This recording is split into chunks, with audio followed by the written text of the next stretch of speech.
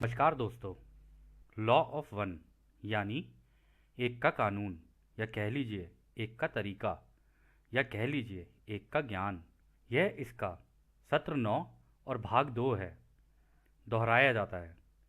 इस किताब के द्वारा दी गई सभी जानकारियाँ और सूचनाएं या तो आप जान सकते हैं, या मान सकते हैं, या नज़रअंदाज कर सकते हैं, या फिर सिरे से खारिज भी कर सकते हैं, क्योंकि यह आपकी फ्री विल है जो अनंत रचयिता द्वारा आपको दी गई है। अब हम इसमें आगे चलते हैं। तो अगला सवाल डॉन करते हैं, क्या दूसरी घनत्वता की प्रजातियों में भी कोई ऐसा था जिसके 2 हाथ, 2 पैर और सर हो, और वो अपने पैरों पर सीधा चलता हो?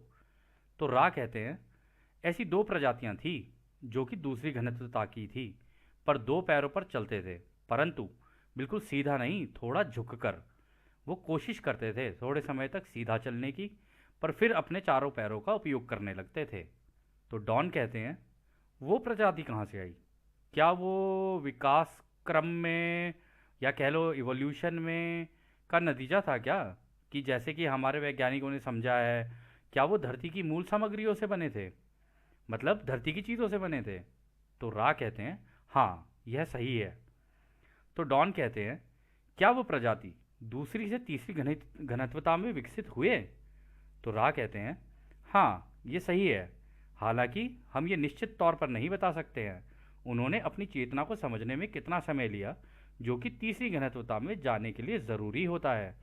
तो कहने का मतलब है दोस्तों कि अगर कोई दूसरी घनत्वता यानी जानवरों की श्रेणी से निकल के इंसान की श्रेणी में आना चाहता है ना, तो उसमें कितना वक्त लग जाए उस जानवर को, ये कह नहीं सकते। क्योंकि जो तीसरी जो घनत्वता है, यानी जैसे हमारे इंसानों की जैसी जो है इतनी, आप नोटिस करोगे कि उनके शरीर पे बाल, जानवरों के शरीर पे बाल होते हैं, ये सारी चीज़ें होती हैं, लेकिन हमारे शरीर पे कम बाल होते हैं, है ना। हमारा पूरा आकार अलग होता है, सारी चीज़ें अलग होती हैं, रूप भी अलग होता है।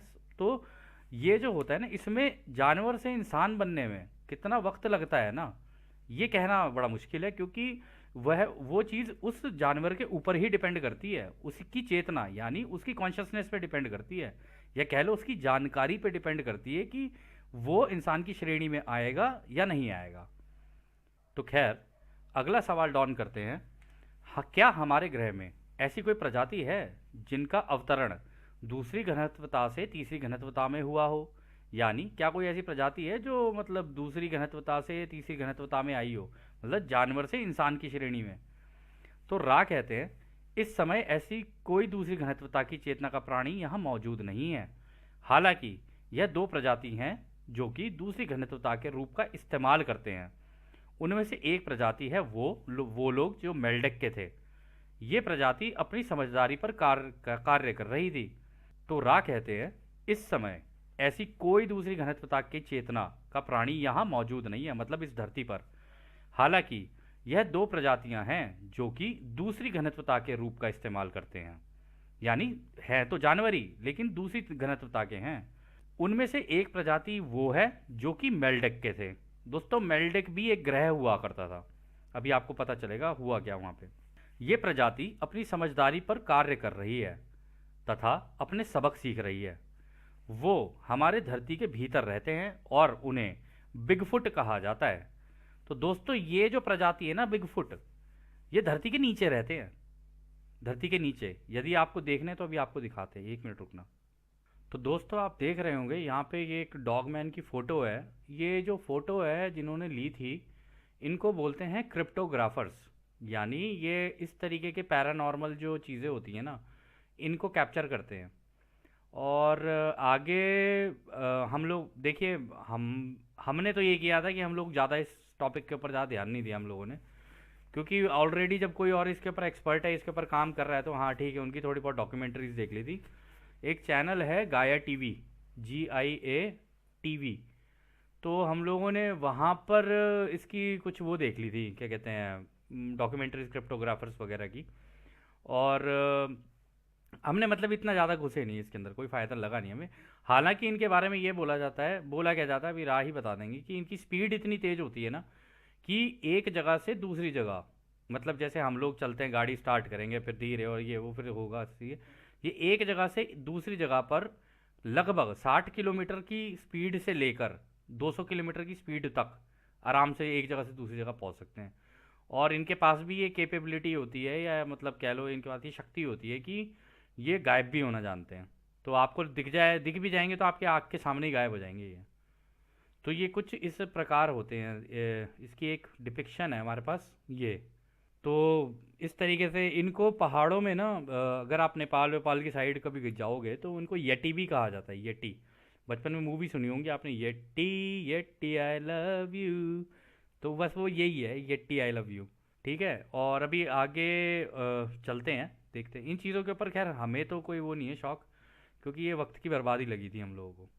तो आगे रहा, कहते हैं दूसरी प्रजाति जिन्हें इस घनत्वता में संरक्षकों द्वारा लाया गया था तथा उनके शरीर की बनावट कुछ इस तरह से की गई थी कि वो किसी भी तरह की परिस्थितियों को झेल सके, चाहे वो परमाणु युद्ध ही क्यों ना हो।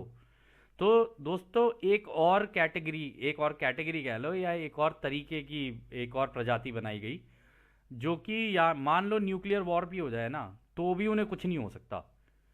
वो उनको बोलते हैं डॉगमैन, मतलब कुत्ते जैसी शक्ल होती है। लेकिन इनकी ना आपने कई फिल्में हो सकता है शायद देखी हो जिनके अंदर वेयर वुल्फ, और इंग्लिश मूवीज़ में वेयर वुल्फ बना दिया, भेड़िया बना दिया, भेड़िए का इंसान, और ये और वो पता नहीं भगवान जाने क्या क्या चीज़ें बनाए थे लोग। तो वो कुछ ऐसा होता है दिखने में। ये है कहानी। पर हम लोगों ने इन पर भी ध्यान नहीं दिया ज़्यादा।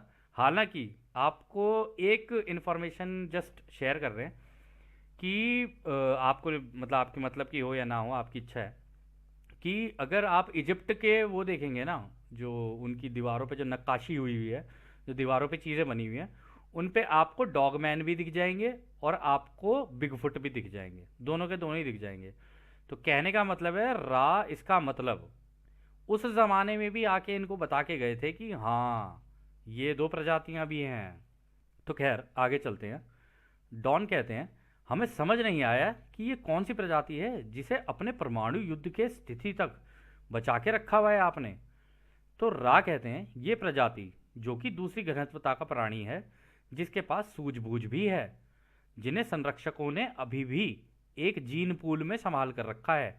यदि उनकी ज़रूरत पड़े तब इनका इस्तेमाल होगा, क्योंकि इनका शरीर परमाणु युद्ध के खतरनाक रेडिएशन भी सहन करने में सक्षम है, जबकि आप लोग इसे नहीं झेल सकते हैं।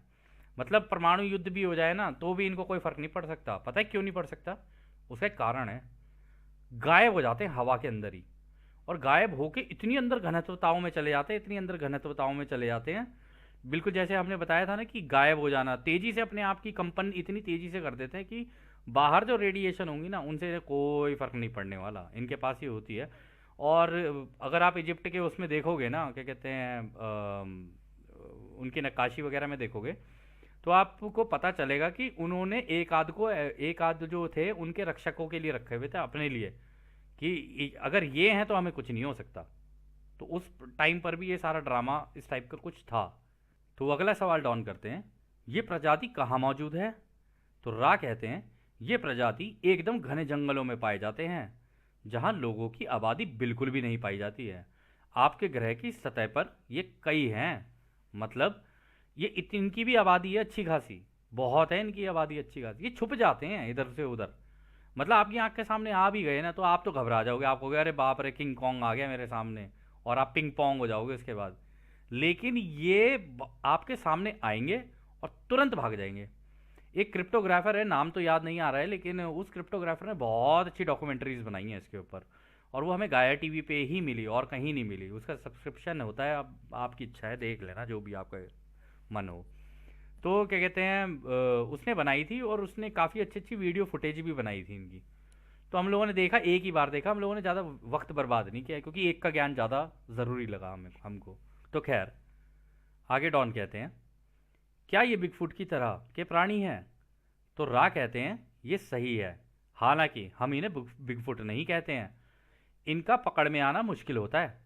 पहली प्रजाति इतनी सचेत है, परंतु दूसरी प्रजाति बचकर भाग जाने में माहिर होती है, क्योंकि उनके पास तकनीक का ज्ञान होता है जो उनके यहाँ आने से पहले उनके पास था। इन प्राणियों की चमकती आंखों से आपके काफ़ी लोग परिचित हैं, मतलब वही वेयरवुल्फ टाइप के। अगर ये अंधेरे में होंगे ना तो इनकी आंखें चमकेंगी, जैसे शेर चीते की इनकी भी चमकती है ना, बिल्लियों की भी चमकती है, इवन कुत्तों की भी चमकती है। इनकी चमकती है लेकिन इनकी बहुत ज़्यादा शाइनिंग होती है, मतलब एकदम रोशनी जैसी होती है इनकी। ये इस सत्र का फिर आखिरी सवाल था। तो डॉन कहते हैं, यानी यहाँ दो तरीके के बिगफुट हैं, क्या ये सही है? तो रा कहते हैं, ये आज का अंतिम सवाल होगा। यहाँ तीन तरीके के बिगफुट हैं, जैसा कि हमने पहले दो बता दिए हैं। तीसरे तरह के बिगफुट एक सोच की अवस्था, थॉट फॉर्म है।